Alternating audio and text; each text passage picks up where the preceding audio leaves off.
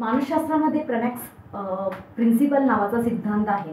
Professor David प्रमॅक्स यांच्या नावानेच या सिद्धांताला नाव पडलेलं आहे।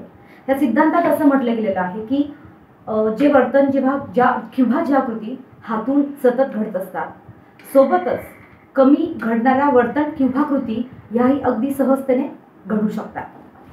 तुम्हाला ईमेलवरती काम करणे जास्त आवडत नसेल, पण तुम्हाला संगीत ऐकायला आवडत असेल, तर आवडतं काम संगीत आणि नावडतं काम ईमेल्स पाहणे हे जर तुम्ही सोबत जोडले तर नावडतं प्लस आवडतं असं दोघं मिळून काम उरकण्याची सवय तुम्हाला लागू शकते। नमस्कार, मी शीतल, तुम्हा सर्वांचं मनापासून स्वागत आहे माझ्या अमुक आणि तमुक या चॅनलमध्ये।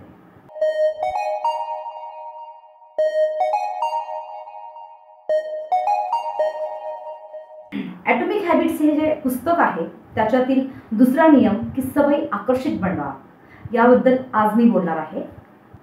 प्रमॅक्स प्रिन्सिपल बद्दल मी तुम्हाला सांगितलं।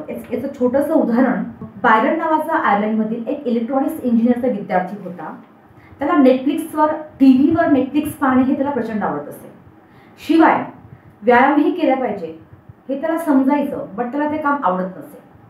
इलेक्ट्रॉनिक्स बुद्धिमत्तेच्या ह्या जोरावरती त्या विद्यार्थ्याने, ह्या मुलाने स्वतःचा संगणक, सायकलचे पॅडल आणि टीव्ही या तिघांची अशी सांगड घडवली की जर त्याने सायकलचे पॅडल जोरात मारले तरच त्याचा टीव्ही चालू होत असेल आणि नेटफ्लिक्सवर तो त्याला आवडीचा कार्यक्रम पाहू शकत असेल।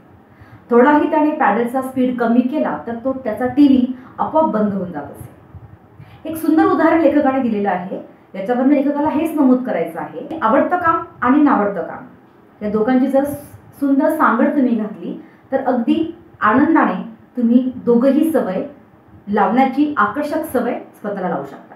तरच शास्त्रज्ञ टिम बर्गन यांनी 1940 मध्ये अनेक पक्षी आणि प्राण्यांची वैविध्यपूर्ण आणि वैशिष्ट्यपूर्ण अभ्यास आपल्या समूहाद्वारे केला आणि त्यांनी ह्या प्राण्यांना किंवा प्रत्येक प्राण्याला जन्मजात किंवा उपजत काही अशा सवयी असतात की त्या आपोआप नकळतपणे, निर्हेतुकपणे त्या घडून जात असतात।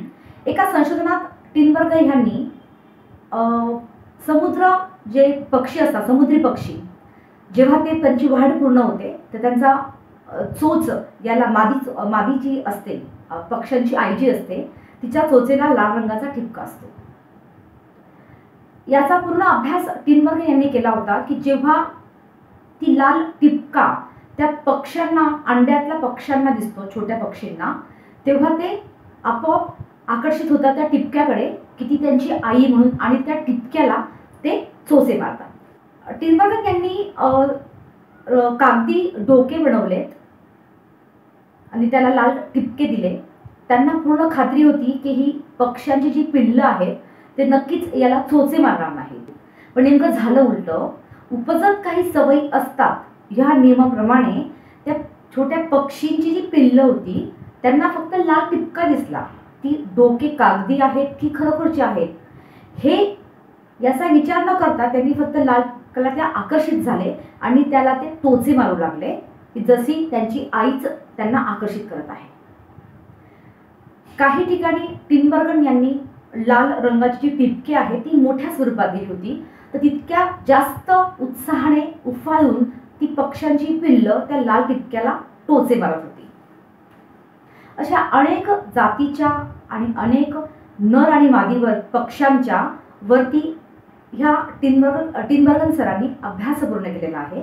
त्यांचा अजून एक संशोधनात आहे की हंस जेव्हा झुडपामध्ये स्वतःचं घरटं बांधतो तेव्हा हंसिनी ही त्या घरट्यामध्ये तिचे अंडे देत असते।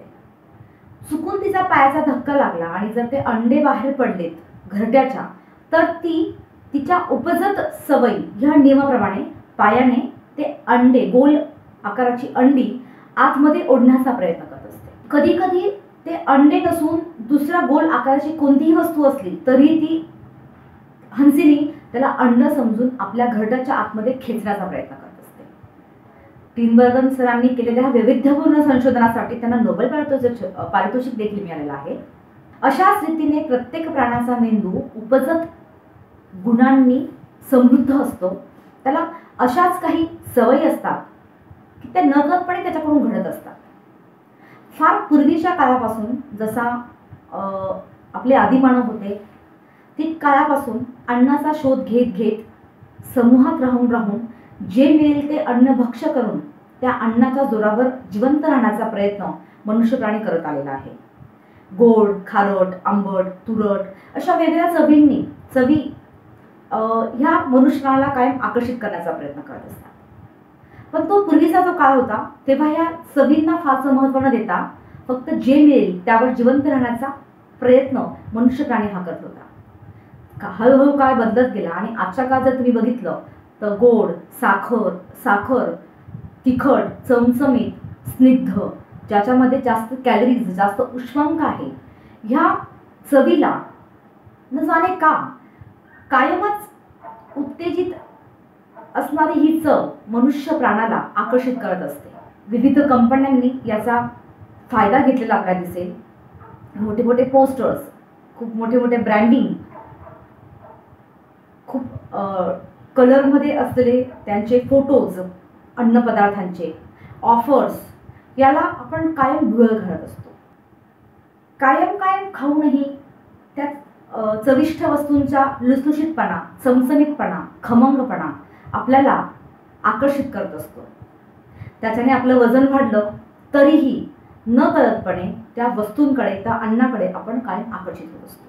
स्टीफन गार्नेट हे मज्जातंतू विशारद आहेत आणि त्यांनी तर म्हटलंय की आपले कपडे घट्ट करण्यामध्ये आपणच एक्सपर्ट असतो. एखादी गोष्ट, ही सर्व उत्पादन पद्धती आणि ही सर्व साधन सामग्री आपल्या जिभेला चवीचं आकर्षण कायम देत असते. त्याला ओरल सेन्सेशन्स किंवा मौखिक संवेदना असं म्हटलं जातं. चव वाढेल आणि कायम ती खाण्याची तीव्र इच्छा होईल याच्याकडेच या ओरल सेन्सेशनचं मुख्य काम असतं. अशी ही तीव्र इच्छा किंवा प्रबल इच्छा कशी तयार होते याच्यावरती अनेक शास्त्रज्ञांनी अभ्यास केलेला. जेम्स ओल्ट्रन्स आणि पीटर मिलर यांनी 1954 मध्ये असा अभ्यास केला की प्रबल इच्छा किंवा तीव्र इच्छा ही माणसामध्ये, मनुष्य प्राण्यामध्ये कशी उद्युक्त होत असते. त्या सर्व अभ्यासानंतर त्यांना डोपामाइन नावाचं एक रसायन, याच्यावरती त्यांनी अभ्यास केला. त्यासाठी त्यांनी वेगवेगळे प्रयोग केले. त्या प्रयोगामध्ये त्यांनी उंदीर हा प्राणी निवडला. उंदराच्या मेंदूमध्ये इलेक्ट्रोड्स बसवून त्यांनी डोपामाइनचं जे रसायन आहे ते रसायनाचं स्राव कमी केला. त्याचा अनुमान असं निघालं की उंदरांमध्ये जगण्याची तीव्र इच्छा जी होती, त्यांची जी उत्साह होता, काम करण्याची त्यांची जी शक्ती होती, ती आपोआप गळून पडली. ते कोणत्याही गोष्टीला प्रतिसाद देईनासे झाले. डोपामाइन हे रसायन कमी केल्यामुळे. त्यानंतर या शास्त्रज्ञांनी डोपामाइन तर कमी केलं होतंच दुसऱ्या संशोधनामध्ये, पण त्यांनी त्यावेळी त्या उंदरांच्या तोंडात साखरेची चव दिली. त्या चव पुरता त्या उंदरांमध्ये उत्साह दिसून आला, पण ती चव जशी विरघळली त्यानंतर त्यांचा उत्साह बिलकुल मावळला. तिसऱ्या प्रयोगामध्ये ह्याच शास्त्रज्ञांनी ह्या उंदरावरती असा प्रयोग केला की त्यांनी डोपामाइनचं जे रसायन आहे त्याचं प्रमाणाची मात्रा जास्त केली. तर अचानक ह्या मरगळलेल्या उंदरांमध्ये उत्साहाचं प्रमाण वाढलं, त्यांचा उद्युक्तपणा वाढला, त्यांच्या हालचाली यांना वेग आलेला. असं हे रसायन प्रत्येक मनुष्य प्राण्याच्या सवयींमध्ये, त्याच्या प्रत्येक इच्छांमध्ये महत्त्वाची भूमिका पार पाडत असतो. मानव हा कळपाने राहणारा प्राणी आहे. तो कायम एकटा राहण्यापेक्षा समूहात आणि समाजात राहणं पसंत करतो. तिथं तो स्वतःला सुरक्षित आणि समाधानी असण्याचा फील तो आणू शकतो. एकटं राहण्यापेक्षा कधीही कल्पात राहणं किंवा समूहात राहणं किंवा समाजात राहणं हे कधीही त्याच्या प्रगतीसाठी फायदेशीर असू शकतं. असं म्हटलं जातं की एखादा हिंसक पशुसुद्धा एकटा असेल तर मारला जातो आणि कल्पात असेल तर तो छानपैकी जगू शकतो. मनुष्य प्राण्याचंही अगदी असंच आहे. मनुष्य प्राणी जेव्हा जगत असतो तेव्हा वेगवेगळ्या संकटांना, वेगवेगळ्या अडचणींना त्याला सामोरं जावं लागत असतं. त्या सामोरं जाताना एकटेपणा असण्यापेक्षा तो कधीही समाजात राहून त्या संकटांना जर तोंड छानपैकी देऊ शकला तर चार्ल्स डार्विन यांच्या मते तो अत्यंत सफल आणि प्रबळ बनू शकतो. लेखकाने प्रामुख्याने 3 गोष्टींचा समावेश यात केलेला आहे. पहिला जो त्यांनी गट सांगितलेला आहे तो आहे आपल्या जवळचे, दुसरा आहे बहुसंख्य आणि तिसरा आहे मान्यवर. एक संशोधन प्रकल्प केलं गेलं, त्याच्यामध्ये 12,000 लोकांचा 32 वर्ष अभ्यास केला गेला. त्या 12,000 लोकांमध्ये 32 वर्षात त्यांना हे अनुभवास आलं की समजा समूहातील दोघांपैकी जर एक जाड आणि एक बारीक असेल तर बारीक व्यक्तीचे 55% चान्सेस आहेत की तो जाड होऊ शकतो. आणि जर दुसरा गट पाहिला की जो दुसरी व्यक्ती बारीक आहे आणि एक व्यक्ती लठ्ठ आहे, तर ती लठ्ठ व्यक्ती बारीक होण्याचे 33% चान्सेस ह्या संशोधन प्रकल्पात नमूद केले गेलेले आहे. इतका सोबत राहणारा व्यक्तीचा इम्पॅक्ट आपल्यावरती कायम होत असतो. मनुष्य प्राण्याचा हा प्रवास एकट्याचा प्रवास नसतो, तो तांड्यासोबतची यात्रा असते. तांडा म्हणजे समूह, ग्रुप. तर तांड्यासोबत जगताना वेगवेगळ्या लोकांप्रमाणे आणि वेगवेगळ्या लोकांसारखं आपल्याला वागावं लागतं. तशीच एक दुसरी बाजू ही ह्या पॉइंटला लेखकाने नमूद केलेली आहे. त्यांनी एक उदाहरण दिलेलं आहे. एक चिंपांजींचा एक चांगला कळप असतो. त्या चिंपांजींच्या त्या कळपाला अत्यंत उत्कृष्ट दर्जाची सवय असते त्यांचं जेवण किंवा अन्न ग्रहण करण्याची. अचानक त्या कल्पातला एक चिंपांजी त्याचा कळप सोडून दुसऱ्या कल्पात चालला जातो. हा जो दुसरा कळप असतो त्याची जी अन्न सेवन करण्याची पद्धत असते ती अत्यंत निष्कृष्ट दर्जाची असते. आता हा नवीन आलेला चिंपांजी ज्याची उत्कृष्ट दर्जाची सवय अन्न सेवन पद्धत आहे, पण नाईलाजाने तो त्या कल्पात राहत असल्यामुळे त्याला कल्पासारखंच वागावं लागेल म्हणून स्वतःची पात्रता असूनही नाईलाजाने तो निष्कृष्ट अन्न सेवन करण्याची पद्धत अंगीकारतो आणि त्या कल्पामध्ये राहण्याचा किंवा रुळण्याचा तो प्रयत्न करतो. तुमच्या मेंदूला अवघड सवयी सुद्धा अगदी सोप्या पद्धतीने किंवा आवडीने कशा करायला शिकवायचं ह्यावरती लेखकाने काही छोटी छोटी उदाहरणं दिलेली आहेत. लेखकाने सांगितलेलं आहे की एखादा कर्तबगार पुरुष असेल घरातला आणि जर तो म्हणत असेल की रोज सकाळी मला उठून रोज कामाला जावं लागतं. एखादी घरातली स्त्री असेल ती म्हणते की मला रोज ऑफिसवरून घरी गेल्यावरती स्वयंपाक करावा लागतो. एखादी व्यापारी असेल तर तो म्हणतो की मला रोज माझ्या ग्राहकांशी कनेक्ट राहावं लागतं. हे लागतं हे क्रियापद जे आहे ते तुम्हाला नकारात्मक किंवा कंटाळवाणं असण्याचा फील देत असतं. त्याऐवजी तुम्ही जर त्या क्रियापदाला काढून ते वाक्य असं बोललात तर की ऑफिसवरून गेल्यावर मी रोज स्वयंपाक बनवते.